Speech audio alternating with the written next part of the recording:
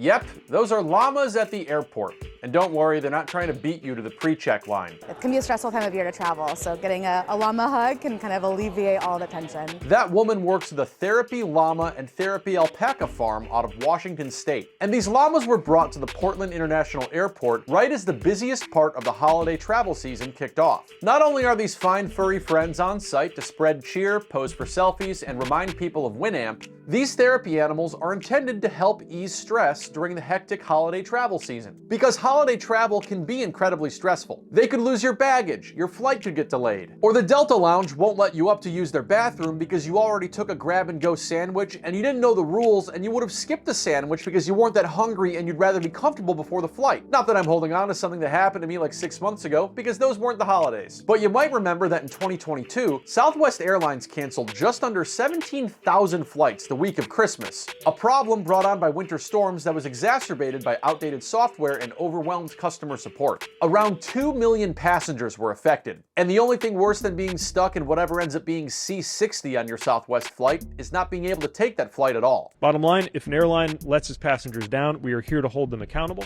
And while nobody controls the weather, we are going to use every tool at our disposal in partnership with the airlines to keep cancellations and delays as low as possible. That's the Secretary of Transportation, Pete Buttigieg. Earlier this week, his department announced a settlement with Southwest that will pay out a $140 million civil penalty for violating consumer protection laws during that giant meltdown. The DOT says that brings the total Southwest is paying out to about $750 million, most of which they say is going to passengers affected by this incident. Look, the reality is every winter presents storms.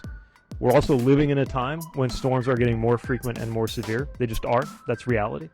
But how we respond to that and how airlines respond, that's their job. This year, AAA, the auto group, not the minor league baseball players, forecasts that a record 7.5 million people are going to fly between December 23rd and January 1st. That's above the pre-COVID travel record of 7.3 million flyers in 2019. And yes, each and every one of them are way, way, way ahead of you on that upgrade screen at the gate. Though as our secretary here notes, even though airline cancellations are down this year, Mother Nature and Sister Winter may ultimately have other plans for Father Christmas and the New Year's baby. Winter weather will be a challenge. It will certainly be a challenge in the next few weeks, but even during the busiest days of Thanksgiving travel, cancellations stayed below 1%. In fact, so far this year, I don't want to jinx us, but so far, 2023 has seen the lowest cancellation rate in the last 5 years, which translates to more people getting to where they needed to be as expected. With the potential for bad weather to disrupt holiday travel once again this year,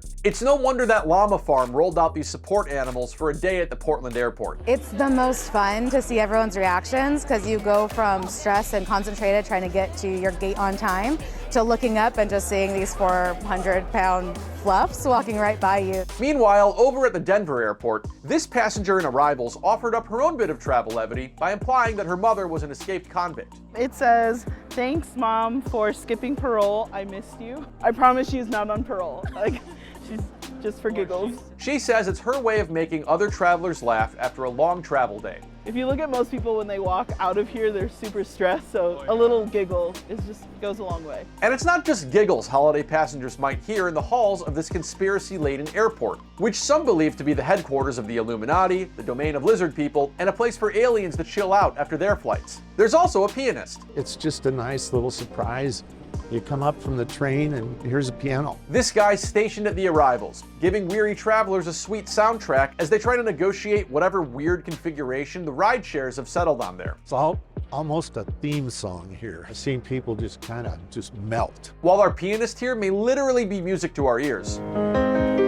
In the case of severe travel disruptions this holiday season, our secretary points out that passengers should know their rights when it comes to delays and cancellations. If your flight gets canceled for any reason, you are entitled to a full refund if you choose that instead of rebooking. And if you're having trouble getting airlines to honor that, we are here to support you. And just in case your plane doesn't take off from the Denver airport, don't blame the weather or the Illuminati. It's apparently this guy's fault. I tell the kids that it's very important what we do here playing music, because if we don't play, the planes don't fly. I don't know if they believe me.